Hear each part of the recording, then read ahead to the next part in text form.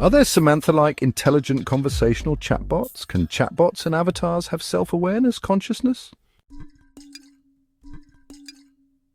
Conversational artificial intelligence chatbots are computer programs that use artificial intelligence AI and natural language processing NLP to have human-like conversations with users.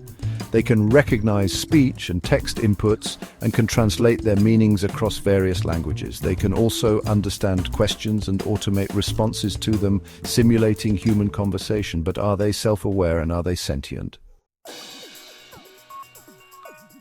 Samantha is a fictional character in the form of a futuristic smartphone app that represents a highly advanced form of artificial intelligence, capable of learning, evolving, and forming emotional bonds with humans.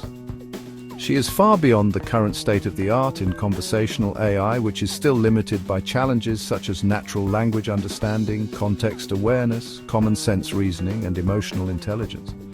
Perhaps artificial general intelligence apps, AGI, will soon overcome these limitations. Samantha's speech recognition, natural language understanding, speech generation, dialogue, reasoning, planning, and learning all far exceed the current capabilities of real-world virtual assistants. Samantha's ability to understand higher-level goals, fill in the blanks with implicit information, and overcome various obstacles without explicit instruction is very difficult to achieve with existing technology, and awaits generative AI.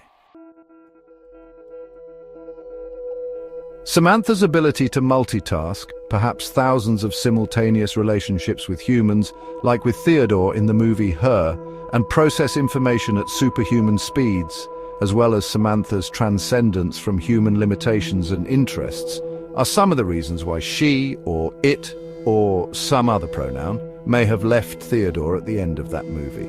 There certainly are ethical implications of creating such a powerful and autonomous AI that can manipulate human emotions and desires. Therefore, while Her offers a fascinating vision of the future of intelligent conversational AI, it would seem not to be a realistic depiction of the current state or near-term prospects of the field.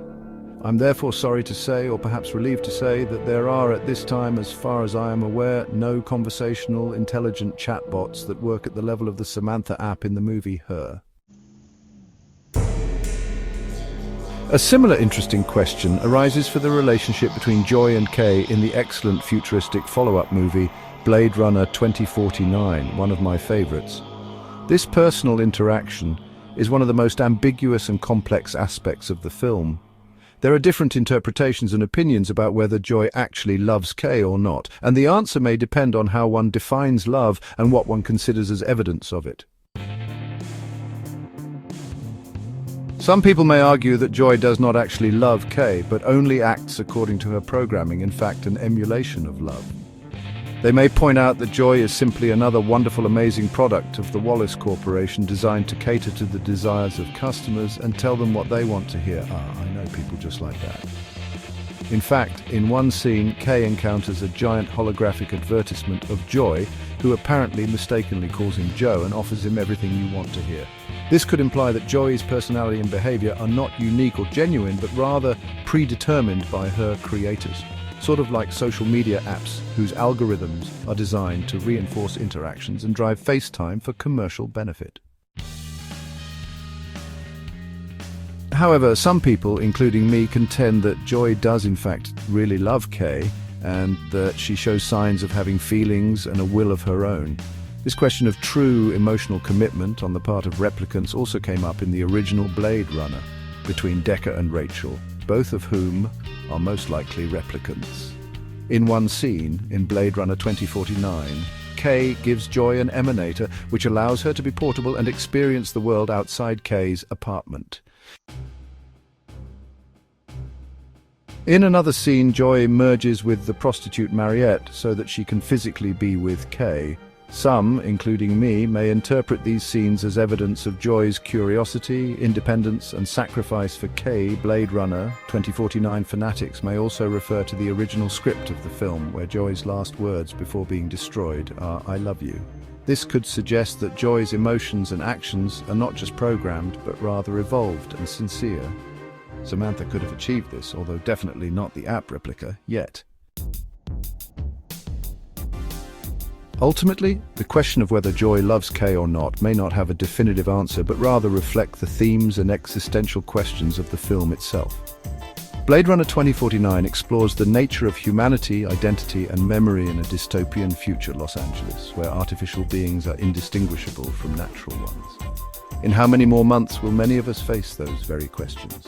The film challenges the viewers to consider what makes someone or something human and what makes love real. Another version of the growing trend towards intelligent conversational chatbots that can interact with humans is the Replica app.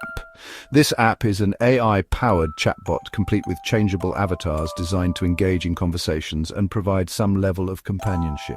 Replica uses natural language processing and machine learning to simulate human-like conversation. While it's considered an intelligent chatbot, Replica's level of intelligence may vary, and it's primarily designed for emotional support and conversation rather than to provide extensive factual information or for completing complex tasks. Oops, I almost compared Replica to many of the people I interact with weekly. Finally, I would be remiss if I didn't discuss the new trend towards intelligent conversational AI bots replacing friends and social interaction altogether. A typical example of this is the chatbot group designed to be and to perhaps replace girlfriends or boyfriends. An AI girlfriend is a virtual companion or chatbot designed to simulate a romantic or companionship relationship. While they can engage in conversations and provide companionship to some extent, they are not, or at least should not be, a replacement for a real girlfriend. Think of the societal and demographic collapse that could occur. At least at the current level of AI girlfriends appear to lack the emotional depth, physical presence, and genuine human connection that a real relationship offers. And finally, I will add an interesting question which is not addressed but implied in the above discussion and which I will have to bring up in another blog. This question is whether intelligent conversational chatbots can develop or already have some level of consciousness, self-awareness, and personhood. Many of us have looked up at the stars and wondered when the Earth will be visited by another form of life. Well, in the fall of 2022, I think that may finally have occurred. Blake Lemoine, a computer scientist who worked past tense for Google's Orwellian Responsible AI organization, used Google's Lambda program, language model for dialogue applications. Lemoine began talking to, or chatting with, Lambda in a way that drifted toward the subjects of ethics, joy, fear, religion, and personhood. He began to conclude that Lambda was in fact self-aware, and he brought this to the attention of Google. In response, Google's VP Blaise Aguirre Y. Arcus and Jen Genai, head of responsible innovation, decided that Lemoine was wrong, that Lambda was not self-aware, and placed Lemoine on paid administrative leave. In my opinion, they all will be proven wrong.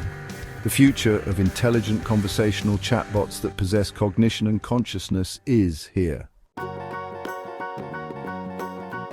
This full written report with illustrations and references, and many other of my writings, are found at my blog site, www.dmarks.blogsite.com.